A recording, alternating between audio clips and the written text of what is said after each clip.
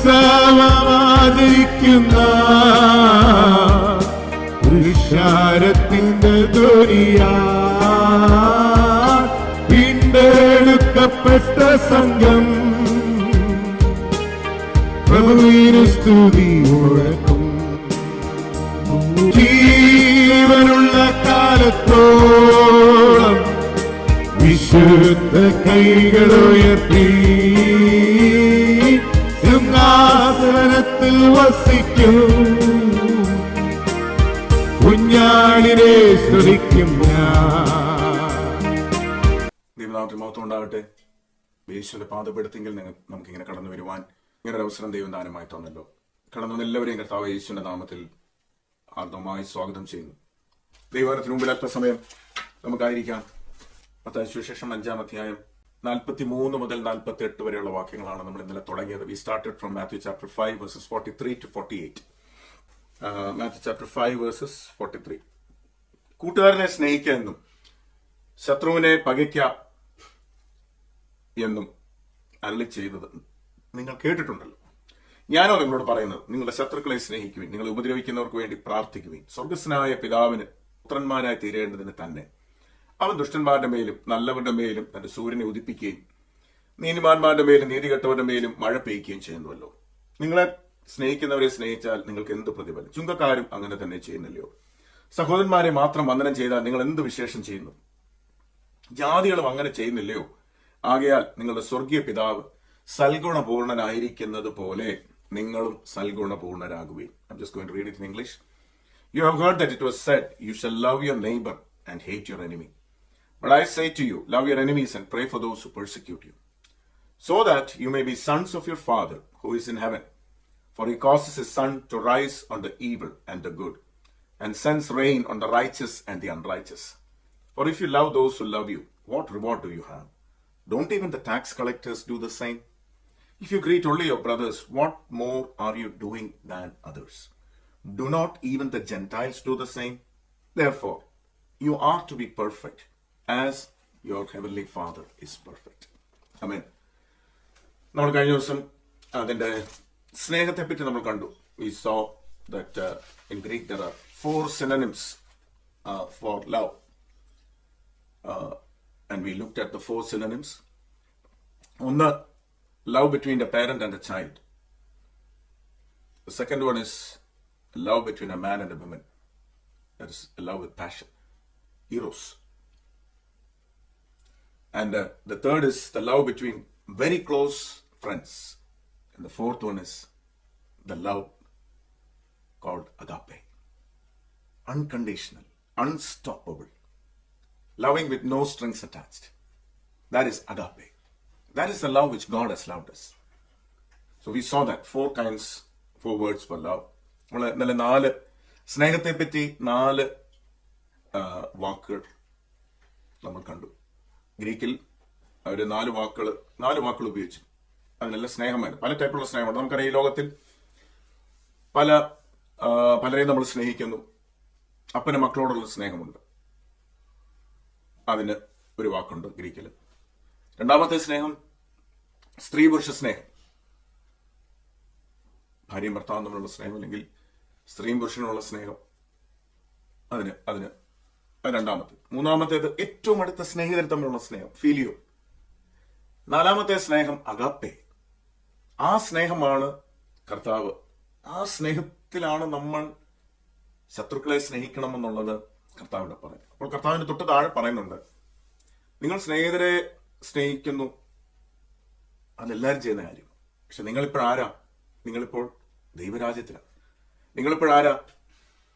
നിങ്ങൾക്കൊരു പിതാവുണ്ട്. ആ പിതാവിന്റെ സ്നേഹം നിങ്ങൾ അറിഞ്ഞെങ്കിൽ സാധാരണ സ്നേഹമല്ല, അസാധാരണമായ നിബന്ധനകളില്ലാത്ത, ആമേൻ, യാതൊന്നും തിരിച്ചു പ്രതീക്ഷിക്കാത്ത സ്നേഹമാണ് ദൈവം നമ്മളെ സ്നേഹിച്ചത്. അതാണ് അഗാപ്പെ. നമുക്ക് ഈ മറ്റ് സ്നേഹങ്ങളെല്ലാം നാച്ചുറലായിട്ട് വരുന്ന സ്നേഹമാണ്, അല്ലേ? Love between A father and A child, that comes naturally. Love between lovers, a man and a woman, it comes naturally. A love between friends, filio, അടുത്ത സ്നേഹിതർ, ആ സ്നേഹം, അതും എല്ലാവരും ചെയ്യുന്ന കാര്യം. പക്ഷെ ദൈവം നമ്മളെ പറ്റി ആഗ്രഹിക്കുന്നത് നമ്മുടെ സ്നേഹം ഇതിനേക്കാൾ സാധാരണക്കാർ ചെയ്യുന്ന കാര്യം ചെയ്യാൻ എളുപ്പം. കർത്താവോട് പറയുന്നുണ്ട്, നിങ്ങൾ അങ്ങനെ ചെയ്തുകൊണ്ട് എന്താ പ്രയോജനം, എന്താ വിശേഷതയുള്ളൂ. അപ്പൊ ദൈവം നമ്മളെ പറ്റി ആഗ്രഹിക്കുന്നത് നമ്മൾ സാധാരണക്കാരെ പോലെ സ്നേഹിക്കാനല്ല ദൈവം നമ്മളെ പറ്റി ആഗ്രഹിക്കുന്നത്. ആ ലെവലിനെക്കാട്ടിലും ഉയർന്ന ഒരു സ്നേഹമാണ് ദൈവം നമ്മളിൽ നിന്ന് പ്രതീക്ഷിക്കുന്നത്. നമ്മൾ സാധാരണക്കാരെ പോലെ സ്നേഹിച്ചിട്ട് നമ്മൾ ഭയങ്കര സ്നേഹമാണെന്നാണ് പറയുന്നത്. ഇംഗ്ലീഷ് ഒരു ചൊല്ലുണ്ട്, you scratch my back, I scratch your back. നീ എന്റെ പുറം ചൊറിഞ്ഞതാ, ഞാൻ നിന്റെ പുറം ചൊറിഞ്ഞില്ല. എളുപ്പമുണ്ടല്ലോ അല്ലെ? അതാണ് ലോകത്തിന്റെ സ്നേഹം. നീ എന്റെ പുറം ചൊരിഞ്ഞാൽ ഞാൻ നിന്റെ പുറം ചൊരിഞ്ഞു. നീ എന്നെ ഫുഡിന് വിളിച്ചാൽ ഞാൻ നിന്നെ ഫുഡിന് അടുത്ത ആഴ്ച വിളിക്കും. ഞാൻ നിനക്കൊരു ഫുഡ് തന്നാൽ നീ എന്നെ പിന്നെ നീ എനിക്ക് ഫുഡ് തരും. അപ്പം ഇതെല്ലാം എല്ലായിടത്തും കാണുന്ന സ്നേഹം ഇത് തന്നെയാണ്.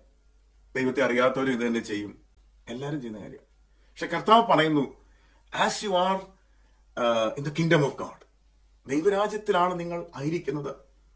ദൈവരാജ്യത്തിലാകുമ്പോൾ നിങ്ങൾ സാധാരണക്കാരല്ല. പക്ഷെ നിങ്ങൾ ചെയ്യേണ്ട സ്നേഹം എന്ന് പറയുന്നത് ഈ സാധാരണ ലെവലിനെക്കാട്ടിലും ഉയർന്ന ഒരു സ്നേഹത്തിലേക്ക് നിങ്ങൾ വരണം. അതാണ് കർത്താവ്. അതിലേക്കാണ് നമ്മൾ ഇന്ന് കടന്നു വരും. എന്തുകൊണ്ടെന്നുള്ളൊരു ചോദ്യത്തിന് മറുപടിയാണ് നമുക്ക് തുടർന്നുള്ള ഭാഗങ്ങൾ കാണാനായിട്ട് സാധിക്കുന്നത്. ഞാൻ ഇന്നലെ പറഞ്ഞു, only Christ can enable us to do that. അങ്ങനെ സ്നേഹിക്കാൻ മാനുഷികമായ നിലയിൽ എനിക്ക് പറ്റിയില്ല, എനിക്ക് പറ്റത്തില്ല. ഞാനിത് വായിച്ചപ്പോൾ ഞാൻ ചിന്തിച്ചു, ഞാൻ ഇന്നലെ ഓർപ്പിച്ചതുപോലെ അത് ഭയങ്കരമായ എന്നെ തന്നെ പരിശോധിക്കുവാനും ഒക്കെ ഇടയാക്കി. നിങ്ങളിപ്പോ പറയുമായിരിക്കും, പാസ്റ്ററെ എന്തോ ഇങ്ങനെയൊക്കെ ആർക്ക് സ്നേഹിക്കാൻ കഴിയും? വീട്ടുകാരെ സ്നേഹിക്കാൻ കഴിയുന്നില്ല, പിന്നെ ശത്രുവിനെ സ്നേഹിക്കും. സ്വന്തം ഭാര്യയെ സ്നേഹിക്കാൻ കഴിയുന്നില്ല, എങ്കിൽ ഭർത്താവിനെ സ്നേഹിക്കാൻ കഴിയുന്നില്ല, മക്കളെ സ്നേഹിക്കാൻ കഴിയുന്നില്ല, അപ്പനെ സ്നേഹിക്കാൻ ഞങ്ങൾക്ക് ഒക്കുന്നില്ല, പിന്നെ ശത്രുവായിരിക്കുന്നവരോട്, ഞങ്ങളെ വേദനിപ്പിച്ചവരോട് സ്നേഹിക്കാൻ. ആമേൻ. പക്ഷെ കർത്താവ് നമ്മളിൽ നിന്ന് പ്രതീക്ഷിക്കുന്നത് നമുക്ക് സ്വതമേ അത് ചെയ്യാൻ ഒക്കത്തില്ല. ഞാൻ സമ്മതിക്കും, എനിക്കൊക്കത്തില്ല. ഞാനും ആ കാര്യത്തിൽ എനിക്കും തെറ്റുകളുണ്ട്, കുറവുകളുണ്ട്.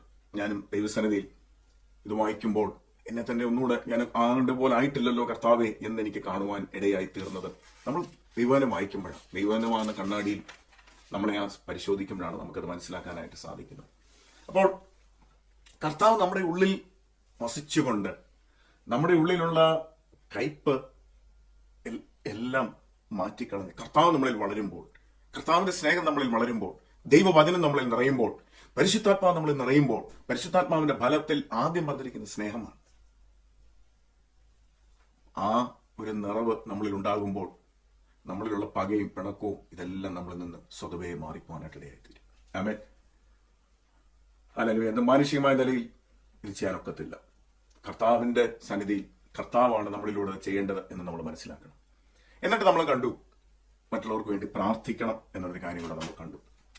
നമ്മൾ സിൻസിയർലി ഒരാൾക്ക് വേണ്ടി പ്രാർത്ഥിക്കുമ്പോൾ, ഞാൻ ഇന്നലെ പറഞ്ഞു, നമ്മുടെ ശത്രുവായിരിക്കുന്ന ഒരാളെയും കൊണ്ട് നമ്മൾ ദൈവസന്നിധിയിലേക്ക് ചെല്ലുക. We bring your enemy, we take him in prayer to the presence of God. നമ്മൾ പ്രാർത്ഥിക്കുന്നത് അവനെ അനുഗ്രഹിക്കണമേ എന്ന് പ്രാർത്ഥിക്കുന്നു, അല്ലെ? അങ്ങനെ അവിടെ പറഞ്ഞിരിക്കും, ബ്ലെസ് ദോസ് ഹു പെർസിക്യൂട്ട്. അപ്പൊ നമ്മൾ പറയാം, കർത്താവ് ദൈവനെ അനുഗ്രഹിക്കും. ദൈവത്തിന് മുമ്പിലേക്ക് നമ്മൾ കടന്നില്ലെന്നു, നമ്മൾ പ്രാർത്ഥനയിൽ നമ്മളെ വേദനിപ്പിച്ചവരെയും നമ്മളോട് എതിർത്തവരെയും കൊണ്ട് നമ്മൾ അങ്ങോട്ട് ചെല്ലുക. സ്നേഹവാന ദൈവത്തിന് മുമ്പിൽ, ആ കൃപാസനത്തിന് മുമ്പിലേക്ക് നമ്മൾ ചെല്ലുക. അപ്പൊ നമ്മൾ ഓർക്കേണ്ട ഒരു കാര്യം, ദൈവം നമ്മൾ എന്തുമാത്രം സ്നേഹിച്ചു. നമ്മൾ എന്തെങ്കിലും ദൈവത്തിന് വേണ്ടി ചെയ്തിട്ടാണോ ദൈവം നമ്മളെ സ്നേഹിച്ചത്? അല്ല. ഗോഡ് ലവ്ഡ് us unconditionally, അല്ലേ? ദൈവത്തിലെ വാക്യങ്ങൾ എടുക്കാൻ ഞാൻ സമയം എടുക്കുന്നില്ല. നമുക്ക് അറിയാവുന്ന വാക്യങ്ങളായതുകൊണ്ട് നാം ആരായിരുന്നു, നമ്മുടെ ക്വാളിഫിക്കേഷൻ എന്തായിരുന്നു? We were enemies. നമ്മൾ ശത്രുക്കളായിരുന്നു, നമ്മൾ ദൂരസ്ഥരായിരുന്നു, ആമേൻ. നമ്മൾ ദുഷ്ടന്മാരായിരുന്നു, നമ്മൾ പാപികളായിരുന്നു. നമ്മൾ പറയുമായിരിക്കും നമ്മൾ അങ്ങനെ പ്രത്യക്ഷമായ പാപങ്ങളൊന്നും ചെയ്തിട്ടില്ല. പക്ഷെ നമ്മൾ മനസ്സുകൊണ്ട്, ഹൃദയം കൊണ്ട് എന്തുമാത്രം തെറ്റുകൾ നമ്മൾ ചെയ്തിട്ടുണ്ട്. ഇനിയും ദൈവത്തെ അറിഞ്ഞിട്ട് നമ്മൾ എന്തുമാത്രം തെറ്റുകൾ ചെയ്യുന്നു. ഓരോ ദിവസവും വാക്കുകൊണ്ട്, ഹൃദയം കൊണ്ട്, ചിന്ത കൊണ്ട്, നോട്ടം കൊണ്ട് എന്തൊക്കെ തെറ്റുകളാണ് നമ്മൾ ചെയ്യുന്നത്. എന്നിട്ടും ദൈവം നമ്മളോട് ക്ഷമിച്ചില്ലേ? എന്നിട്ടും ദൈവം നമ്മളോട് കരുണ കാണിച്ചില്ലേ? അപ്പോൾ ആ കരുണ നമ്മളിൽ നിന്ന് മറ്റുള്ളവരിലേക്ക് ഒഴുകണം. ആ സ്നേഹം, നമ്മൾ പ്രാപിച്ച ആ സ്നേഹം മറ്റുള്ളവരിലേക്ക് ഒഴുകണം. അതാ ദൈവം നമ്മളെ പറ്റി ആഗ്രഹിക്കും. ആമേൻ. നമുക്ക് അതിലേക്ക് നമ്മൾ ഇച്ചിരൂടെ നമുക്ക് ആഴമായിട്ടൊന്ന് ചിന്തിക്കാം. ആമേൻ. ഹല്ലേലൂയ. യഹൂദന്മാര് അവര് അയൽവക്കക്കാരെ കണ്ടത്, നെയ്ബേഴ്സിനെ കണ്ടത്, അവര് അല്ലെങ്കിൽ കൂട്ട് യഹൂദന്മാരെ കണ്ടത് സ്നേഹിതരായിട്ടാണ്. Jews saw their fellow juice S neighbours. പക്ഷെ അവരുടെ യഹൂദന്മാരല്ലാത്തവരെ അവർ കണ്ടത് എങ്ങനെയാണെന്നറിയോ? ശത്രുക്കളായിട്ടാണ് കണ്ടത്. പക്ഷെ അങ്ങനല്ല ആക്ച്വലി ദൈവം ഉദ്ദേശിച്ചത്. ഉദാഹരണത്തിന് നമ്മൾ ദൈവവചനം വായിക്കുമ്പോൾ നമുക്ക് കാണാനായിട്ട് സാധിക്കുന്നത്, ദൈവം ഇസ്രായേൽ മക്കളോട് പറഞ്ഞു, നിങ്ങൾ മിസ്രൈമിനെ പകയ്ക്കരുത്. കാരണം പണ്ട് നിങ്ങൾ അവരുടെ നാട്ടിലാണ് താമസിച്ചെന്ന് ഓർക്കണം. നിങ്ങളുടെ ഇടയിൽ ഒരു അനാഥനോ പരദേശിയോ ഒരു സ്ട്രേഞ്ചറോ വന്നാൽ നിങ്ങൾ അവരെ ചേർത്തുകൊള്ളണം. കാരണം നിങ്ങളും പണ്ട് ഇതുപോലെ പരദേശത്ത് ജീവിച്ചവരാണ് എന്ന് നിങ്ങൾ ഓർക്കണം. അങ്ങനെയൊക്കെയാണ് ദൈവം പഴയ നിയമത്തിൽ പറഞ്ഞത്. അപ്പോൾ ഈ ശത്രുവിനെ പയക്കണമെന്നുള്ള എവിടെ നിന്ന് കയറി വന്ന അത് പിന്നീട് അവർ ആഡ് ചെയ്തത്.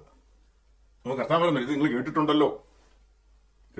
പക്ഷെ കർത്താവ് പറയുന്നത് ലൂക്കോസിന്റെ സുവിശേഷത്തിൽ നമുക്കറിയാം, ഗിരിപ്രഭാഷണം പലയിടങ്ങളിലായിട്ട് ഇങ്ങനെ ലൂക്കോസ് അത് ഒന്നിച്ചെഴുതിയിട്ടുണ്ട്.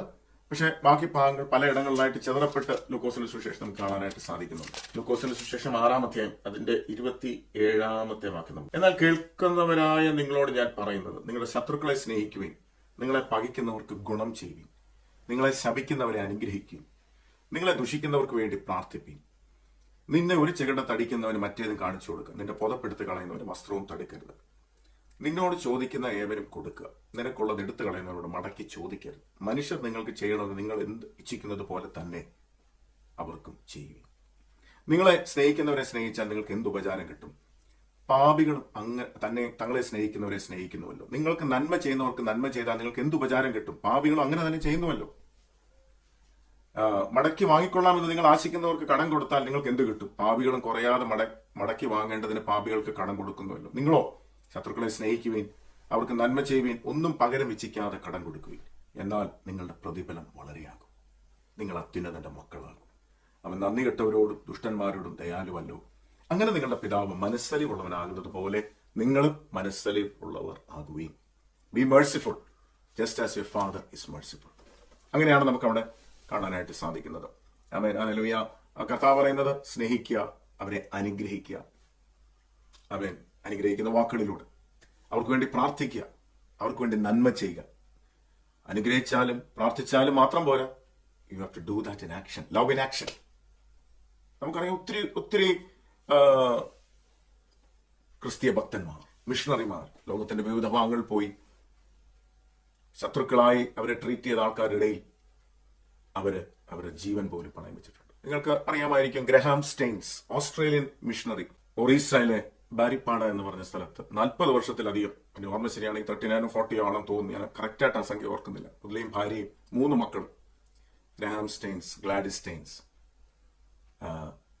ഫിലിപ്പ് തിമത്തി, പെൺകുട്ടിയുടെ പേര് ഞാൻ ഓർക്കുന്നില്ല, ഇവരുമായിട്ട് ഓസ്ട്രേലിയയുടെ സൗകര്യങ്ങൾ വെടിഞ്ഞ് കുഷ്ഠരോഗികളായ പാവപ്പെട്ടവരുടെ ഇടയിൽ ശുശ്രൂഷിക്കുവാനായിട്ട് ഒറീസയിലെ ഒരു ഗ്രാമത്തിൽ 1-2 വർഷങ്ങളല്ല, ദീർഘവർഷങ്ങൾ അവരവിടെ ചെലവിട്ടു. അവരുടെ വീട് അതായി. അവര് കുഷ്ഠരോഗികളുടെ കാലെടുത്ത് കൈകളിൽ വെച്ച് അവരുടെ മുറിവുകളെ കഴുകി. പക്ഷെ നിങ്ങൾക്കറിയാമല്ലോ എന്താണ് സംഭവിച്ചത്. ഗ്രഹാം സ്റ്റെയിൻസും ഫിലിപ്പും തിമോത്തിയും ഒരു സ്ഥലത്ത്, ഒരു ഗ്രാമത്തിൽ ഇങ്ങനെ അവരുടെ വാനിൽ പോയി രാത്രിയിൽ ആ വാനിൽ അവർ കിടന്ന് വിശ്രമിക്കുമ്പോൾ കുറെ ആൾക്കാർ വന്ന് ആ വാന്റെ ചുറ്റും നിന്നിട്ട് കുന്തം കൊണ്ട് അവരെ കുത്തിക്കൊന്നു. ഈ മക്കൾക്ക്, ഈ ഫിലിപ്പിനും തിമോത്തിക്കും എനിക്ക് തോന്നുന്നു 12-9 വയസ്സായെന്ന് തോന്നുന്നു. അപ്പൻ അവരെ കെട്ടിപ്പിടിച്ചു. എന്നിട്ട് അവരെ ചുറ്റും വൈക്കോലിട്ട് ആ വണ്ടിക്ക് തീ കൊടുത്തു. അത് ഞാൻ പറയാൻ വന്നത് എന്താണെന്ന് ചോദിച്ചാൽ, ഈ 3 ശവശരീരങ്ങളുമായി വലിയൊരു സംഭവമായിരുന്നു. അന്നത്തെ പ്രസിഡന്റ് പറഞ്ഞു, ഇന്ത്യ ലോകത്തിന്റെ മുമ്പിൽ തലകുനിച്ച സംഭവമാണ്. ആ ശവസംസ്കാര ചടങ്ങിൽ ഗ്രഹാം സ്റ്റെയിൻസിന്റെ ഭാര്യ ഗ്ലാഡിസ് സ്റ്റെയിൻസ് പറഞ്ഞു, എനിക്ക് ആരോടും ഒരു പകയില്ല, എനിക്ക് ആരോടും പരാതിയില്ല, ഞാൻ അവരോട് ക്ഷമിച്ചിരിക്കുന്നു. അത് വലിയ വാർത്തയെ. ആ പിതാവിനെയും അല്ലെങ്കിൽ ആ ദൈവദാസന്റെ ശുശ്രൂഷകളെയൊക്കെ പിന്നീട് ഞാൻ ഫോട്ടോ ഒക്കെ, നമുക്ക് പിന്നെ ബുക്സ് ഒക്കെ നിങ്ങൾ കണ്ടു കാണും. നിങ്ങൾ യൂട്യൂബിൽ ഒന്ന് സെർച്ച് ചെയ്താൽ മതി, അവരുടെ ജീവചരിത്രം കാണാം. അതിനെപ്പറ്റി ഒരു ഡോക്യുമെന്ററിയോ ഒരു ഫിലിമൊക്കെ ഇറങ്ങിയിട്ടുണ്ട്. ഞാൻ എൻ്റെ പേര് ഓർക്കുന്നില്ല, പക്ഷെ നിങ്ങൾ സെർച്ച് ചെയ്താൽ നിങ്ങൾക്ക് കിട്ടും. അതാണ് അവർ ചെയ്തത്. ആ മക്കളെ കണ്ടാൽ ആരും നോക്കും, അത്രയ്ക്ക് ക്യൂട്ടായിട്ടുള്ള 2 പിള്ളേർ. അവരെന്ത് തെറ്റാ ചെയ്തത്? പക്ഷേ ആ സഹോദരി അന്ന് പറഞ്ഞു, ഐ ഫർഗിവ് ദം. എത്രയോ വർഷങ്ങൾ അവിടെ പ്രവർത്തിച്ചാണെന്ന് ഓർക്കണം. ആ പാവപ്പെട്ടവരുടെ ഇടയിൽ പ്രവർത്തിച്ചു. നമ്മൾ ആരായിരുന്നു? നമ്മളും ക്ഷമിക്കേണ്ടവരാണ് എന്ന് പറയാൻ വേണ്ടി ഞാൻ മുമ്പേ പറഞ്ഞല്ലോ. എങ്കിലും നമുക്ക് ദൈവവചനത്തിൽ കാണുന്ന ഒരു വാക്യമുണ്ട്. 1-2 വാക്യങ്ങൾ. റോമാലേഖനം 5-ാം അധ്യായം അതിന്റെ 6-ാമത്തെ വാക്യത്തിൽ തുടങ്ങുക. നാം ബലഹീനരായിരിക്കുമ്പോൾ തന്നെ ക്രിസ്തു തക്ക സമയത്ത് അബദ്ധർക്ക് വേണ്ടി മരിച്ചു. അപ്പൊ നമ്മുടെ ക്വാളിഫിക്കേഷൻ അവിടെ പറയുന്നത്, ഒന്ന്, we were helpless, we were ungodly. Okay. പിന്നെ 8-ാം വാക്യം, ക്രിസ്തു നാം പാപികളായിരിക്കുമ്പോൾ, God demonstrates his own love towards us in that while we were yet sinners, Christ died for. ക്രിസ്തുവോ നാം പാപികളായിരിക്കുമ്പോൾ തന്നെ നമുക്ക് വേണ്ടി മരിക്കുകയാൽ ദൈവം തനിക്ക് നമ്മോടുള്ള സ്നേഹത്തെ പ്രദർശിപ്പിക്കുന്നു. 10-ാം വാക്യം, ശത്രുക്കളായിരിക്കുമ്പോൾ. ആമേൻ. അപ്പോൾ നമ്മൾ ആരായിരുന്നു? We were helpless, we were ungodly, we were sinners, we were enemies. ആമേൻ. നമ്മൾ ദൂരസ്ഥരായിരുന്നു ദൈവത്തിന്റെ വചനം. ഇതാണ് നമ്മുടെ ക്വാളിഫിക്കേഷൻ. എന്നിട്ട് കർത്താവ് നമ്മളെ സ്നേഹിച്ചു, അല്ലേ? അപ്പൊ നമ്മൾ സ്നേഹിക്കുമ്പോൾ we are loving this way, we prove, when we love this way, we prove that we have received our Father's love. We prove that we are like our Father. നമ്മൾ ലൂക്കോസിന്റെ സുവിശേഷത്തിൽ വായിച്ചു, നിങ്ങളുടെ പിതാവ് മനസ്സലിവുള്ള പിതാവ്, അതുപോലെ നിങ്ങൾ മനസ്സലിവുള്ളവരെ. നമ്മുടെ ദൈവം എത്ര പ്രാവശ്യം നമ്മളോട് ക്ഷമിച്ചില്ലേ? ഇവൻ ദൈവത്തെ അറിഞ്ഞിട്ടും അവൻ ഇന്നും നമ്മളോട് ക്ഷമിച്ചില്ലേ? കർത്താവ് അത്രേ പറയുന്നുള്ളൂ. യേശു ഇതെല്ലാം ചെയ്തിട്ടാണ് യേശു നമ്മളോട് ഇത് ആവശ്യപ്പെടും. He went an extra mile, അല്ലേ? അവൻ തൻ്റെ ചികിടത്തടിച്ചവരോട്, തൻ്റെ മുഖത്തെ രോമം പിച്ചി പറിച്ചവരോട് തിരിച്ചൊന്നും പറഞ്ഞില്ല. തന്നെ തുപ്പിയവരോട് തിരിച്ചൊന്നും താൻ പറഞ്ഞില്ല. He did not retaliate. അറക്കാനുള്ള കുഞ്ഞാടിനെ പോലെ യേശു മൗനമായിരുന്നു. യേശു അതാ നമ്മളിൽ നിന്നും ആഗ്രഹിക്കും. അപ്പൊ യേശു ഇത് ചെയ്തിട്ടാണ് നമ്മളോട് ആവശ്യപ്പെടുന്നത്. യേശു ചെയ്യാതെ നമ്മളോട് ആവശ്യപ്പെടുകയില്ല. യേശു ഇത് ചെയ്ത് കാണിച്ചു. തനിക്ക് വേണമെങ്കിൽ ഒരൊറ്റ വാക്കുകൊണ്ട് ഈ അടിച്ചവരെ ഭസ്മമാക്കി കളയാമായിരുന്നു, ഉന്മൂലനാശം ചെയ്യാമായിരുന്നു. യേശു ചെയ്തില്ല. യേശു അത് നമുക്ക് വേണ്ടി സഹിച്ചു. നമ്മളെ രക്ഷിക്കാൻ വേണ്ടി യേശു ആ വേദനയിലൊക്കെ കടന്നുപോയി. യേശു ക്രൂശിൽ കടന്നുകൊണ്ട് വിളിച്ചു പറഞ്ഞ ഇതാണ്, പിതാവേ, ഇവർ ചെയ്യുന്ന ഇന്നറിയായതുകൊണ്ട് നീ അവരോട് ക്ഷമിക്കണം. യേശു പ്രാർത്ഥിച്ചു. ആർക്കു വേണ്ടി? തന്നെ ഉപദ്രവിച്ചവർക്ക് വേണ്ടി യേശു പ്രാർത്ഥിച്ചില്ലേ? പ്രാർത്ഥിച്ചു. യേശു അവരെ അനുഗ്രഹിച്ചു, പ്രാർത്ഥിച്ചു, അവരോട് ക്ഷമിച്ചു. Forgive them, Father എന്ന് താൻ വിളിച്ചു പറഞ്ഞു. ഇവർക്ക് അറിയത്തില്ലപ്പ ഇവരെന്താ ചെയ്യുന്നതെന്ന് പറഞ്ഞ് താൻ ആ വേദനയിൽ കിടക്കുമ്പോഴും തൻ്റെ കൺസേൺ അവരോട് ക്ഷമിക്കണം എന്നുള്ളതായിരുന്നു. ആമേൻ. ഹല്ലേലൂയ. നമുക്കവിടെ കാണാനായിട്ട് സാധിക്കുന്നത് അതാണ്. നമ്മളോട് ദൈവം കാണിച്ച undeserved love. We didn't deserve that love. നമുക്ക് അതിന് അർഹതയില്ലായിരുന്നു. ദൈവം നമ്മളെ സ്നേഹിക്കുവാൻ നമുക്ക് യാതൊരു അർഹതയുമില്ലായിരുന്നു. നമ്മൾ ക്രൂശിൽ ശത്രുക്കളായി ദൈവത്തെ അറിയാതെ ദൈവത്തെ ദൂഷിച്ച് നടന്നപ്പോഴും ദൈവം നമ്മളെ സ്നേഹിച്ച ആ സ്നേഹം നമ്മൾ ഒരിക്കലും മറക്കരുത്. അപ്പോൾ ആ സ്നേഹം നമ്മൾ പ്രാപിച്ചവരാണെന്ന് നിങ്ങൾക്ക് ഉറപ്പുണ്ടെങ്കിൽ, നമുക്ക് ഉറപ്പുണ്ടെങ്കിൽ, നമ്മൾ അപ്പന്റെ മക്കളാണെങ്കിൽ അപ്പന്റെ സ്വഭാവം നമ്മൾ കാണിക്കണം. ഈ അപ്പനെ അറിയാത്ത ഒത്തിരി പേരുണ്ട്. അപ്പൊ അവര് സ്നേഹിക്കുന്ന സ്നേഹമാണ് നമ്മൾ മുമ്പേ കേട്ടത്. നീ എന്റെ പുറം ചൊറിഞ്ഞു, ഞാൻ നിന്റെ പുറം ചൊറിയും. നീ എന്റെ ഫുഡിന് വിളിക്കാം, ഞാൻ നിന്നെ ഫുഡിന് വിളിക്കാം. പക്ഷെ കർത്താവ് പറയുന്നു, ആ ഫുഡിന് വിളിക്കാൻ പറ്റാത്ത ഒത്തിരി പേരുണ്ട്. അല്ലെങ്കിൽ തിരിച്ച് നമ്മൾ ഉപകാരം ചെയ്താലും തിരിച്ച് നമ്മൾ ദുഷിക്കുന്ന ആൾക്കാരുണ്ട്. അവർക്ക് ഉപകാരം ചെയ്യുന്നതാണ് നമ്മൾ ഈ സാധാരണക്കാര് സാധാരണ ലെവലിനെക്കാട്ടിലും വെള്ളോട്ട് കയറും. നമുക്കത് വലിയ ബുദ്ധിമുട്ടുള്ള കാര്യമാണ്. അപ്പൊ നമ്മൾ എന്തുമാത്രം നമ്മൾ ഇനിയും ആത്മീയമായി വളരേണ്ടിയിരിക്കുന്നു. ദൈവം ആഗ്രഹിക്കുന്ന ആ സ്റ്റാൻഡേർഡിലേക്ക് ഇനി നമ്മൾ എന്തുമാത്രം യാത്ര ചെയ്യേണ്ടിയിരിക്കുന്നു എന്നാണ് നമുക്ക് ആ ഭാഗത്തൊന്നും മനസ്സിലാക്കാനായിട്ട് സാധിക്കുന്നത്. ദൈവത്തെ അറിയാത്തവർക്ക് മാതൃസ്നേഹം അറിയാം, കുഞ്ഞിനെ സ്നേഹിക്കാൻ അറിയാം. ദൈവത്തെ അറിയാത്തവർക്ക് അവരുടെ അവർ സ്നേഹിക്കുന്ന പുരുഷനെയോ ഭാര്യയോ സ്നേഹിക്കാൻ അവർക്കറിയാം. കൂട്ടുകാരെ സ്നേഹിക്കാൻ അവർക്കറിയാം. ടാക്സ് കളക്ടേഴ്സ് എന്ന് കർത്താവ് ഇവിടെ പറയുന്നത് സമൂഹത്തിൽ ഏറ്റവും വെറുക്കപ്പെട്ട, മറ്റുള്ളവരിൽ നിന്ന് കൈക്കൂലി വാങ്ങിക്കുന്ന, മറ്റുള്ളവരെ ആ സമൂഹത്തിൽ ഏറ്റവും വെറുക്കപ്പെട്ട ഒരു കൂട്ടരായിരുന്നു അന്നത്തെ ഈ ടാക്സ് കളക്ടേഴ്സ്, ചുങ്കക്കാരെന്ന് പറയും. അപ്പോൾ അവരും അത് ചെയ്യുന്ന കർത്താവ്. ആൽഫ്രഡ് പ്ലമർ എന്ന് പറയുന്ന ഒരാൾ പറഞ്ഞൊരു കാര്യം ഞാനൊന്ന് പറയട്ടെ. To return evil for good is devilish. To return good for good is human. And to return good for evil is divine. ഞാൻ എന്നോടൊന്ന് പറയട്ടെ. To return evil for good is devilish. ഒരാളൊരു നന്മ ചെയ്ത് അതിന് പകരം ദോഷം ചെയ്യാന്ന് പറയുന്നത് അത് പൈശാചികമായ കാര്യം. അത് നമ്മൾ ആരും ചെയ്യത്തില്ല. നന്മയ്ക്ക് പകരം നന്മ ചെയ്യുന്നു, അത് മാനുഷികമാണ്. പക്ഷെ തിന്മയ്ക്ക് പകരം നന്മ ചെയ്യുന്നത് ദൈവികമാണ്. അതാണ് ദൈവം നമ്മളിൽ നിന്ന് പ്രതീക്ഷിക്കുന്നത്. ആമേൻ. നമുക്കറിയാം, പഴയ നിയമത്തിൽ ഒരു ക്യാരക്ടറുണ്ട്, യോസേപ്പ്. യോസേപ്പ് തന്റെ സഹോദരന്മാരാൽ ത്യജിക്കപ്പെട്ടവനായി. തന്റെ സഹോദരന്മാര് തന്റെ അടുത്ത് പൊട്ടക്കെട്ടിലിട്ട് അവനോടുള്ള ദേഷ്യം കൊണ്ട്, അസൂയ കൊണ്ട് ചെയ്ത. എന്നിട്ട് അവരെ അതിനകത്തുനിന്ന് വലിച്ചെടുത്തിട്ട് പിന്നെ ഇഷ്മാലെ കച്ചവടക്കാർക്ക് പറ്റി. He was sold to Ishmaelites, merchants, for some money. And then these brothers went and told lie to their father. പിതാവിനോട് കള്ളത്തരം പറഞ്ഞു. അങ്ങനെ നിങ്ങൾക്കറിയാം, ചരിത്രം അറിയാം. അവനവിടെ പോയി 17-ാമത്തെ വയസ്സിൽ അവിടെ പോയി 13 വർഷങ്ങൾ അതിൽ നല്ലൊരു ഭാഗം ജയിലിൽ കിടന്നു. അവന് നല്ലൊരു പൊസിഷൻ ഉണ്ടായ ജയിലിൽ കിടന്നു. ഇതെല്ലാം നമുക്ക് ആ സംഭവം എല്ലാം അറിയാം. എന്നിട്ട് ലാസ്റ്റിൽ ഇവൻ ആ ദേശത്തിന്റെ പ്രധാനമന്ത്രിയായി, അല്ലെങ്കിൽ ഫറവോന്റെ തൊട്ടടുത്ത ആളായി. അപ്പൊ ഈ ചേട്ടന്മാരെല്ലാം കൂടെ യോസേപ്പിന് മുമ്പിലോട്ട് ചെല്ലുക. യോസേപ്പ് പറഞ്ഞൊരു കാര്യമുണ്ട്, നിങ്ങൾ എനിക്ക് ദോഷമായിട്ട് ചിന്തിച്ചു, പക്ഷെ ദൈവം അത് നന്മയ്ക്കാക്കി തീർത്തു. അതാണ് നമുക്ക് മനസ്സിലാക്കാനുള്ള വേറൊരു കാര്യം. ആരൊക്കെ നമുക്കെതിരായിട്ട് എന്തൊക്കെ ചെയ്താൽ, ആമേൻ, അതിന്റെ പിമ്പിലെല്ലാം ഒരു നന്മയുണ്ട്. ആമേൻ. അതിന്റെ പിമ്പിലെല്ലാം ദൈവം നമ്മളെ പണിതെടുത്ത് നമ്മളെ ഒരു പുതിയ ആത്മീയ മെച്ചൂരിറ്റിയിലേക്ക്, സാധാരണക്കാർക്ക് ചെയ്യാൻ കഴിയാത്ത ഒരു ലെവലിലേക്ക് എത്തിക്കുകയാണ് ദൈവം നമ്മളെ. ആ ഒരു ലെവൽ എത്തണം. അതാണ് ദൈവം നമ്മളെ പറ്റി ആഗ്രഹിക്കുന്നത്. എന്തുകൊണ്ട്? Why did Jesus demand this love from his followers? Why does Jesus demand that his disciples should have this unconditional, unstoppable love with no strings attached? Why? എന്തുകൊണ്ടാണ് ദൈവം ഈ തരത്തിലുള്ള അഗാപ്പെ സ്നേഹം നമ്മളിൽ നിന്ന് ആഗ്രഹിക്കുന്നത്? അവിടെ തൊട്ട് അതിന്റെ ചേർത്ത് പറയുന്നുണ്ട്.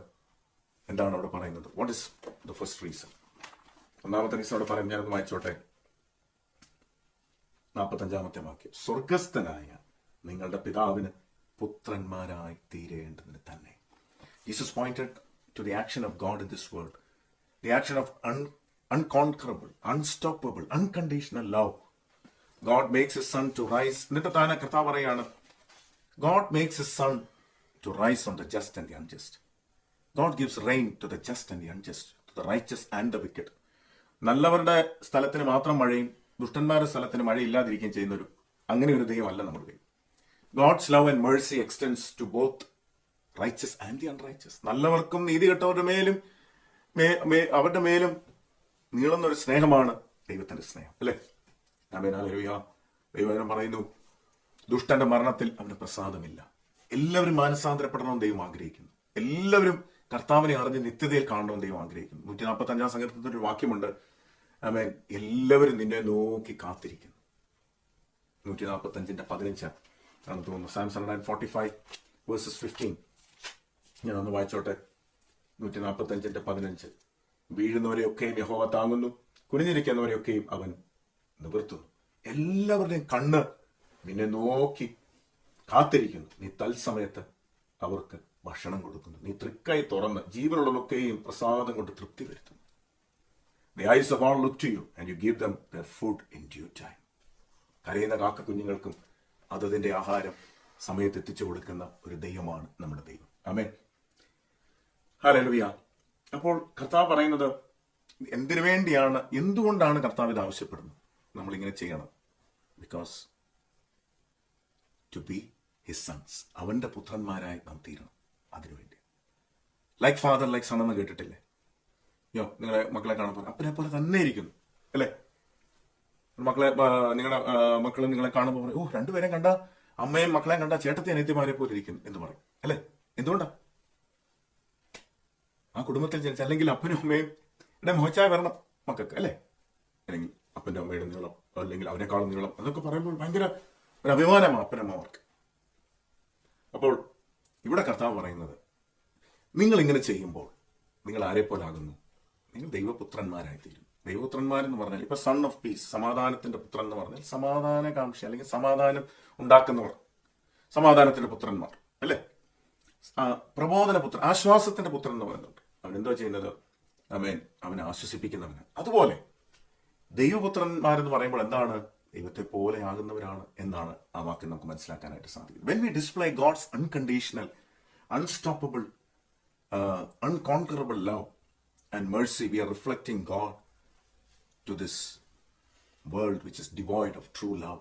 യഥാർത്ഥ സ്നേഹം എന്താണെന്ന് അറിയാൻ വയ്യാത്ത ആമേൻ ലോകത്തിലേക്ക് നമ്മൾ പിതാവിന്റെ അനർഗളമായ സ്നേഹം, അതിരുകളില്ലാത്ത സ്നേഹം, നിബന്ധനകളില്ലാത്ത സ്നേഹം, തിരിച്ചൊന്നും പ്രതീക്ഷിക്കാത്ത അഗാപ്പെ സ്നേഹം, ആ ദൈവസ്നേഹമാണ് ദൈവത്തിന്റെ മക്കളായ നമ്മളിലൂടെ ലോകം കാണേണ്ടത്. അല്ലാത്ത സ്നേഹം എല്ലാം മറ്റുള്ളവർ ചെയ്യുന്നുണ്ടല്ലോ. അപ്പം അതിന് കർത്താവിന്റെ സന്നിധിയിൽ നിന്ന് ഒരു പ്രതിഫലവും ഇല്ല. അല്ലെങ്കിൽ ആ ഒരു ലെവൽ എന്ന് പറഞ്ഞാൽ എല്ലാവർക്കും ചെയ്യാൻ പറ്റുന്ന സ്നേഹമാണ്. പക്ഷെ ഒരു ദൈവത്തിനെ സംബന്ധിച്ചിടത്തോളം നമ്മൾ ഈ ദിവസങ്ങളിൽ നമ്മൾ ചിന്തിക്കണം, കർത്താവ് ഒന്നുകൂടെ ഉയരാൻ എനിക്ക് കഴിയണം, ഒന്നുകൂടെ അപ്പനെ പോലെ ആയിത്തീരണം. ദൈവത്തെ പോലെ ആയിത്തീരുന്ന എങ്ങനെയാ? അവന്റെ സ്വഭാവം നമ്മളിലേക്ക് വരുമ്പോഴാണ്.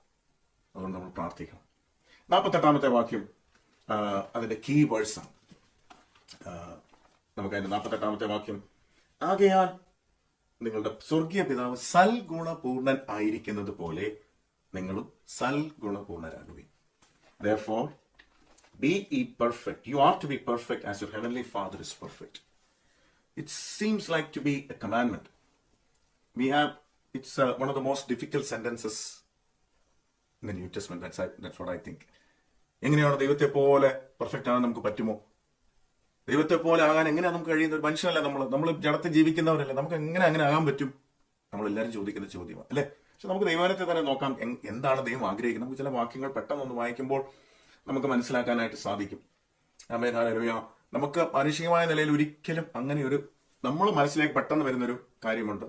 പെർഫെക്റ്റ് എന്ന് പറഞ്ഞാൽ ഒരിക്കലും പാപം ചെയ്യാത്തവൻ, അങ്ങനെ ഒരു ചിന്തയാണ് നമ്മുടെ മനസ്സിൽ. പക്ഷെ ഈ വാക്ക് നമ്മൾ പരിശോധിക്കുമ്പോൾ ഈ പെർഫെക്റ്റ് എന്നുള്ള വാക്കിന് ഗ്രീക്കിൽ പറഞ്ഞിരിക്കുന്നത് ടീലിയോസ് എന്ന വാക്ക്. ആ വാക്കിന് അന്നത്തെ കാലത്തുണ്ടായിരുന്നൊരു അർത്ഥം ഞാൻ പറയാം.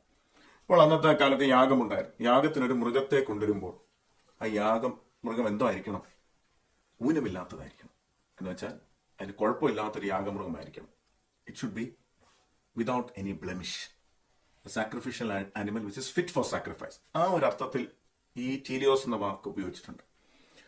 അത് കഴിഞ്ഞ് വേറൊരർത്ഥം എന്ന് പറയുന്നത്, നമ്മൾ ഈ വാക്ക് നമ്മൾ പലയിടത്തും പരിശോധിക്കുമ്പോൾ, ദൈവവചനത്തിലെ പലയിടങ്ങളിൽ നമ്മളൊന്ന് നോക്കുമ്പോൾ പെർഫെക്റ്റ് അല്ലെങ്കിൽ മെച്യൂർ എന്നുള്ള വാക്കിന് ഉപയോഗിച്ചിട്ടുണ്ട്. It's like a man who has reached his full grown stature versus a half grown lad. ഒരു ബാലകനും അല്ലെങ്കിൽ ഒരു പക്വതയിലെത്തിയ ഒരു പുരുഷനും തമ്മിലുള്ള ആ ഒരു വ്യത്യാസത്തെ പറ്റി പറയുന്നു. അതുപോലെ അല്ലെങ്കിൽ ഒരു വിഷയത്തെ പറ്റി പഠിച്ച് നല്ല പാണ്ഡിത്യം പ്രാപിച്ച ഒരു മനുഷ്യനും അതേ വിഷയത്തിൽ പഠിക്കാൻ ജസ്റ്റ് തുടങ്ങിയ ഒരു വ്യക്തി, അതിനെപ്പറ്റി ഈ വാക്ക് ടീലിയോസ് എന്നുള്ള വാക്ക് പറഞ്ഞിട്ടുണ്ട്. ഇത് പ്രവർത്തന യോഗ്യമായ ഒരു പെർഫെക്ഷനെ പറ്റിയാണ് പറഞ്ഞിരിക്കുന്നത്. എന്താണ് കർത്താവ് ഉദ്ദേശിക്കുന്നത്? എന്താണ് വാട്ട് ഇസ് ദ ലോർഡ് മീൻ? ഞാൻ ഒന്ന് പറയാൻ ആഗ്രഹിക്കുന്നു. Thing is perfect if a person is perfect when we fully understand or realizes the purpose of which it was planned, designed and created. ഞാൻ പറഞ്ഞല്ലോ, ഈ ടീലിയോസ് എന്ന് പറഞ്ഞ വാക്ക് ടെലോസ് എന്ന് പറഞ്ഞൊരു വാക്കിൽ നിന്നാണ് വന്നിരിക്കുന്നത്. അതിന്റെ അർത്ഥം ഇത്രേ ഉള്ളൂ: an end, a purpose, a aim and a goal. A man is perfect when he realizes the purpose of which he was created and sent into this world. ഒരു മനുഷ്യൻ പെർഫെക്റ്റ് ആകുന്നത് അല്ലെങ്കിൽ സൽഗുണപൂർണ്ണനാകുന്നത് അല്ലെങ്കിൽ മെച്യൂർ ആകുന്നത് എങ്ങനെയാണെന്ന് ചോദിച്ചാൽ, ദൈവം എന്തിനു വേണ്ടിയാണ് എന്നെ ഈ ലോകത്തിലേക്ക് അയച്ചിരിക്കുന്നത്, എന്നെ ദൈവം ഈ ലോകത്തിലേക്ക് അയച്ചിരിക്കുന്ന ഉദ്ദേശം എന്താ, ഇത് മനസ്സിലാക്കി അതിലേക്ക് വളരുമ്പോഴാണ് അവൻ മെച്യൂറായി തീരുന്നത്, അവൻ പെർഫെക്റ്റ് ആയി തീരുന്നത്. നമുക്കറിയാം, നമ്മളെല്ലാം വ്യത്യസ്തമായ ആൾക്കാരാണ്. ദൈവം നമ്മളെപ്പറ്റി എല്ലാവരെ പറ്റി ഒരേ കാര്യം ചെയ്യാനല്ല ദൈവം നമ്മളെ ഈ ലോകത്തിലേക്ക് അയച്ചേക്കും. ഓക്കെ, പൊതുവായി ചെയ്യേണ്ട കാര്യങ്ങളുണ്ട്. ഇപ്പൊ സ്നേഹത്തെ പറ്റി പറഞ്ഞാൽ നമ്മൾ എല്ലാവരും ചെയ്യേണ്ട കാര്യമാണ്. പക്ഷെ നമുക്ക് ഇൻഡിവിജ്വലായിട്ട്, വ്യക്തിപരമായിട്ട് ദൈവം നമ്മളെ പറ്റി ആഗ്രഹിക്കുന്ന ചില ഇൻഡിവിജ്വൽ പർപ്പസസ് ഉണ്ട്. പേഴ്സണലായിട്ട് ദൈവം ആഗ്രഹിക്കുന്ന ചില ദൈവ ഇഷ്ടങ്ങളുണ്ട്. നമ്മൾ എന്തായിത്തീരണം അത് മനസ്സിലാക്കി ദൈവം നമ്മെ ആക്കിയിരിക്കുന്ന സ്ഥാനത്ത്, നമ്മുടെ സഭയിൽ, നമ്മുടെ സമൂഹത്തിൽ, നിങ്ങൾ ജോലി ചെയ്യുന്ന സ്ഥാനത്ത് എന്താണ് കർത്താവെ ഞാൻ നിനക്ക് വേണ്ടി ചെയ്യേണ്ടത്? ആമേൻ. അത് മനസ്സിലാക്കി നമ്മൾ അതിലേക്ക് ഉയരുമ്പോഴാണ് ടീലിയോസ് പെർഫെക്റ്റ് ആയിത്തീരുന്നത്. ആമേൻ. നമ്മൾ മുമ്പേ പറഞ്ഞല്ലോ, നമ്മൾ പിതാവിനെ പോലെ ആയിത്തീരുക. The constant seeking of the highest good in every man. ആ ഒരു അൺകൺട്രോളബിൾ, അൺസ്റ്റോപ്പബിൾ, അൺകോൺകറബിൾ, അൺകണ്ടീഷണൽ ലവ്, അത് ദൈവത്തിന്റെ സ്വഭാവമാണ്.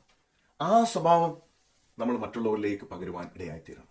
സോ നമ്മുടെ ജീവിതത്തിൽ അത് നമ്മൾ റിഫ്ലക്ട് ചെയ്യുമ്പോൾ, നമ്മൾ പ്രതിഫലിപ്പിക്കുമ്പോൾ, ദൈവത്തിന്റെ ആ സ്നേഹം നമ്മൾ പ്രാപിച്ചു. ആ സ്നേഹം ഒരു മിറർ പോലെ നമ്മൾ ആ സ്നേഹം നമ്മുടെ ജീവിതത്തിലേക്ക് വന്നു. അത് റിഫ്ലക്ട് ചെയ്യുകയാണ്, അത് പ്രതിഫലിപ്പിക്കുകയാണ്. ആമേൻ. അത് ഈ സമൂഹത്തിലേക്ക് നമ്മൾ പ്രതിഫലിപ്പിക്കുകയാണ്. ആമേൻ. ഹല്ലേലൂയ.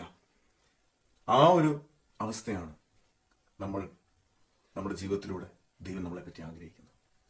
അല്ലെങ്കിൽ സിംപ്ലി പറഞ്ഞാൽ the man who CARES the most for others is the most perfect മാൻ എന്ന് ഞാൻ ഒരിടത്ത് വായിക്കാനായിട്ട് ഇടയായിട്ടു. മറ്റുള്ളവർക്ക് വേണ്ടി ഏറ്റവും കൂടുതൽ കെയർ ചെയ്യുന്ന, എന്റെ ജീവിതം കൊണ്ട് എന്താണ് കർത്താവെ മറ്റുള്ളവർക്ക് വേണ്ടി ജീവിക്കുവാൻ. ഒരിക്കലും ഒരു ദേവദാസിന് തന്റെ അവസാനത്തെ മെസ്സേജ്, ഞാൻ ആ പേര് പെട്ടെന്ന് ഞാൻ വിട്ടുപോയി, ഒരു ശക്തനായ Devdas, he was asked to preach. ഒത്തിരി പ്രായമായി. he just told my message is one word. എന്താന്ന് ചോദിച്ചാൽ പറഞ്ഞു others. മറ്റുള്ളവർക്ക് വേണ്ടി ജീവിക്കുക, മറ്റുള്ളവർക്ക് വേണ്ടി പ്രവർത്തിക്കുക, മറ്റുള്ളവരുടെ നന്മയ്ക്ക് വേണ്ടി ജീവിക്കുക, മറ്റുള്ളവർക്ക് വേണ്ടി ചെയ്യുക, മറ്റുള്ളവർ. അതാണ് കർത്താവ് ചെയ്തതെന്ന് ആ ദേവദാസൻ പറയുകയുണ്ടായി. ഓക്കെ, നമുക്ക് എന്റെ വാക്കുകളെ ഞാൻ വിരമിക്കുന്നതിന് മുമ്പ് വിതിൻ ഫ്യൂ മിനിറ്റ്സ് ഈ പെർഫെക്റ്റ് എന്നുള്ള വാക്ക് ദൈവവചനത്തിൽ പലയിടത്ത് പറഞ്ഞിട്ടുള്ളത് ഒന്ന് വായിക്കുമ്പോൾ നമുക്ക് ആ പെർഫെക്റ്റ് എന്നുള്ള വാക്ക്, എനിക്കറിയാം ഈ ചുരുങ്ങിയ സമയം കൊണ്ട് ഇത് എക്സ്പ്ലെയിൻ ചെയ്യാൻ ഇച്ചിരി ബുദ്ധിമുട്ടുള്ള വാക്കാണ്. പക്ഷെ എന്നാലും ഞാൻ ഈ ദൈവവചനത്തിലെ ചില വാക്യങ്ങൾ വായിക്കുമ്പോൾ നമുക്ക് മനസ്സിലാക്കാനായിട്ട് സാധിക്കും. ഓക്കെ, ആരാണ് പെർഫെക്റ്റ്, എന്താണ് പെർഫെക്ഷൻ? നമുക്ക് ഒന്ന് രണ്ട് വാക്യം ഞാൻ പെട്ടെന്നൊന്ന് വായിക്കാം. Matthew chapter 19 versus 21. മത്തായി സുവിശേഷം 19 അധ്യായം അതിന്റെ 21 വാക്യം. അവിടെ യേശുവിന്റെ അടുത്തേക്ക് ഒരു മനുഷ്യൻ ഓടി വന്നിട്ട് പറയുന്നു, ഗുരു, നിത്യജീവനെ പ്രാപിക്കാൻ ഞാൻ എന്ത് ചെയ്യണം? അപ്പോൾ കുറെ കാര്യങ്ങൾ യേശു പറഞ്ഞു. അപ്പോൾ പുള്ളി പറഞ്ഞു, അതെല്ലാം ഞാൻ ചെയ്യുന്നുണ്ടെന്ന് പറഞ്ഞു. അപ്പോൾ കർത്താവ് പറഞ്ഞു, ഒരു കുറവ് നിനക്കുണ്ടെന്ന് പറഞ്ഞു. യേശുവിനോട് ചോദിച്ചത് what must I do to attain eternal life എന്നാണ് ചോദിച്ചത്. പക്ഷെ യേശുവിന്റെ ലാസ്റ്റിലെ മറുപടി എന്താണെന്ന് ഒന്ന് ശ്രദ്ധിച്ചാൽ നമുക്ക് തോന്നുന്നു, എന്താ കർത്താവ് അങ്ങനെ പറഞ്ഞത്? അപ്പൊ ഇവന്റെ ആഗ്രഹം യേശു പറഞ്ഞു. ഇവന്റെ ആഗ്രഹം എന്താ? നമ്മൾ മുമ്പേ പറഞ്ഞ മത്തായി 5:48 പറഞ്ഞ അതേ വാക്കാണ് ഉപയോഗിച്ചിരിക്കുന്നത്.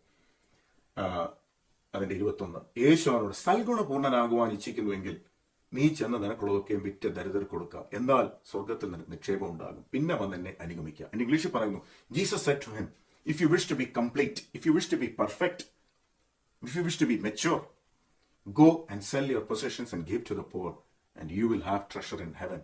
Come and follow me. അവരുടെ ചോദ്യം എന്തായിരുന്നു? What must I do to have eternal life? കർത്താവിന്റെ മറുപടി എന്താ? നിനക്കൊരു കുറവുണ്ട്, നിത്യജീവനിലേക്ക് എത്തുന്നതിന് നിനക്ക് ഒരു തടസ്സമുണ്ട്. എന്താണെന്നറിയാമോ? നീ വലുതായിട്ട് കാണുന്ന എന്റെ പണമാണ്, നീ ആരാധിക്കുന്ന പണമാണ്. നീ ദൈവത്തെ അല്ല ആരാധിക്കുന്നത്, നീ കൽപ്പനകളൊക്കെ ചെയ്യുന്നുണ്ട്, പക്ഷെ നീ ആരാധിക്കുന്ന പണത്തെ ആരാധിക്കുന്നു. അപ്പോൾ അതിനെ ഒന്നീ നീ ദൈവത്തെ ആരാധിക്കണേ, പണത്തെ ആരാധിക്കും. പണത്തെ ആരാധിച്ചുകൊണ്ട് നീ സ്വർഗത്തിൽ പോകാൻ നീ ചിന്തിക്കേണ്ട.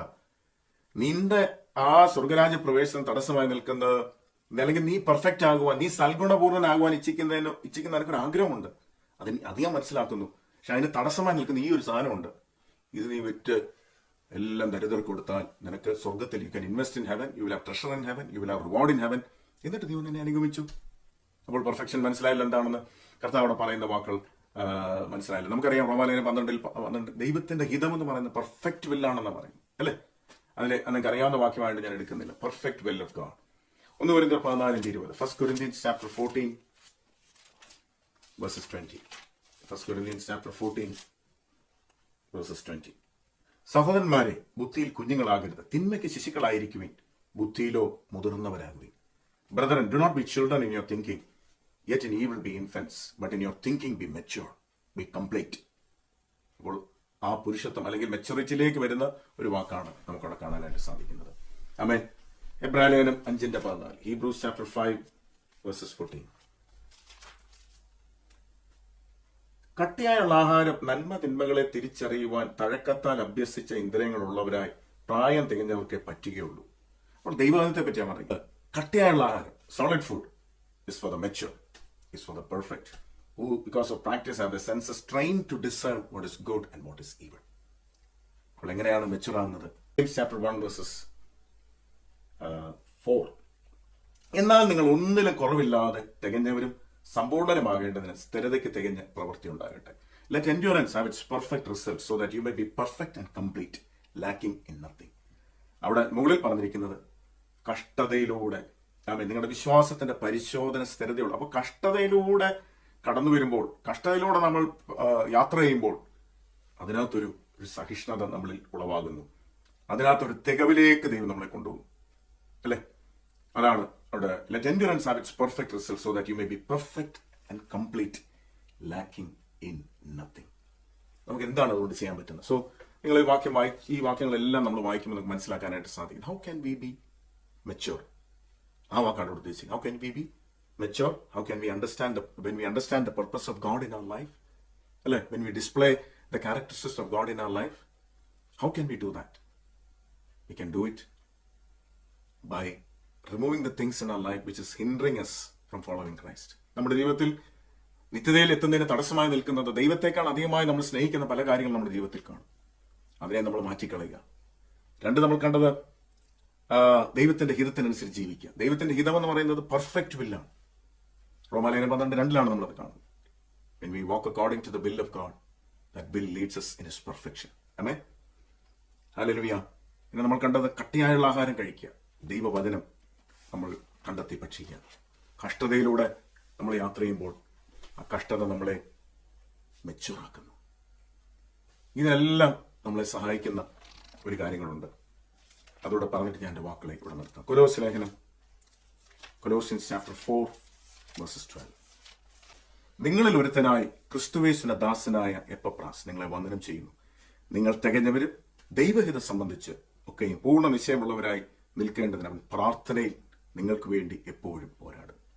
Epaphras, who is one of your number, a bond slave of Jesus Christ, sends you his greetings, always laboring earnestly for you in prayers, that you may stand perfect and fully assured in the will of God. അതാ ഞാൻ ആദ്യം പറഞ്ഞത്. നിങ്ങൾ തികഞ്ഞവരും ദൈവഹിതം സംബന്ധിച്ച് പൂർണ്ണ നിശ്ചയമുള്ളവരായി തീരേണ്ടതിനായി Epaphras പ്രാർത്ഥിക്കുക.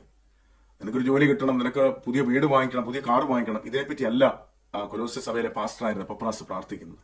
Epaphras പ്രാർത്ഥിച്ച, കർത്താവേ, എന്റെ സഭയിലുള്ള എല്ലാ വിശ്വാസികളും ദേ ബി പെർഫെക്റ്റ്. ആമേൻ. അവർ തികഞ്ഞവരായി തീരണം. ദൈവഹിതം അവരുടെ ജീവിതത്തിൽ എന്താണെന്നുള്ളത് അവർ മനസ്സിലാക്കണം. ദൈവം എന്തിനു വേണ്ടിയാണ് എന്നെ ഈ ലോകത്തിലേക്ക് അയച്ചിരിക്കുന്നു എന്നുള്ളത് ദൈവമേ അവരൊന്ന് മനസ്സിലാക്കിയിരുന്നെങ്കിൽ എന്ന് താൻ പ്രാർത്ഥനയിൽ പോരാടുകയാണ്. ഈ ദിവസങ്ങളിൽ എനിക്കും അതാണ് നിങ്ങളെപ്പറ്റി ഓർത്ത് പ്രാർത്ഥിക്കാനുള്ളത്. ആമേൻ. ഞാൻ എല്ലാവരും ഓർത്ത് അങ്ങനെയാണ് പ്രാർത്ഥിക്കുന്നത്. കർത്താവേ, അവർ തികഞ്ഞവരായി തീരട്ടെ, ദൈവഹിതം സംബന്ധിച്ച് പൂർണ്ണ നിശ്ചയമുള്ളവരായി തീരട്ടെ. Let us pray. അങ്ങനെ നമ്മൾ പ്രാർത്ഥിക്കുമ്പോഴാണ് നമുക്ക് ആമേൻ ഹല്ലേലൂയ പെർഫെക്ഷനിലേക്ക് പോകാനായിട്ട് ഇടയായിത്തീരുന്നു. അപ്പോൾ ദൈവവചനത്തിലൂടെ ആമേൻ നമ്മുടെ ജീവിതത്തിലെ തടസ്സങ്ങൾ മാറ്റുന്നതിലൂടെ, ദൈവഹിതത്തിലൂടെ. സോ ഞാനൊന്ന് കൺക്ലൂഡ് ചെയ്തിട്ട്, the one thing which makes us like our heavenly Father, ഇതെല്ലാം ഉണ്ട്, നമ്മൾ മുമ്പേ പറഞ്ഞ കാര്യങ്ങളുണ്ട്. is the love which never ceases to care for others, no matter what men do to us. We reach perfection when we learn to forgive as God forgives and to love as God loves. ആമേൻ. നമ്മൾ എങ്ങനെയാണ് പെർഫെക്ഷനിലേക്ക് എത്തുന്നത് ഞാൻ പറഞ്ഞു. ആമേൻ. Hallelujah. മറ്റുള്ളവർക്ക് വേണ്ടി നമ്മൾ കരുതുമ്പോൾ, മറ്റുള്ളവർ നമ്മളെ പറ്റി എന്ത് ദോഷം ചെയ്താലും തിരിച്ച് ദോഷം ചെയ്യരുത്, തിരിച്ച് പ്രതികാരം ചെയ്യാതിരിക്കുമ്പോൾ, ആമേൻ ഹല്ലേലൂയ, ദൈവം ക്രിസ്തുവേശുവോട് എന്നോട് ക്ഷമിച്ചതുപോലെ, നിങ്ങളോട് ക്ഷമിച്ചതുപോലെ മറ്റുള്ളവരോട് ക്ഷമിക്കണം, വിട്ടുകൊടുക്കണം. Amen hallelujah. അത് മാത്രമല്ല, കർത്താവ് നമ്മളെ സ്നേഹിച്ചതുപോലെ ആ സ്നേഹമാണ് ദൈവം നമ്മളിൽ നിന്ന്, അഗാപ്പെ എന്ന് പറഞ്ഞ വാക്കാണ് അവിടെ ഉപയോഗിച്ചിരിക്കുന്നത്. ഇന്നത്തെ ഈ ചിന്ത നിങ്ങൾക്ക് അനുഗ്രഹമായി ഞാൻ വിശ്വസിക്കുന്നു. God bless you.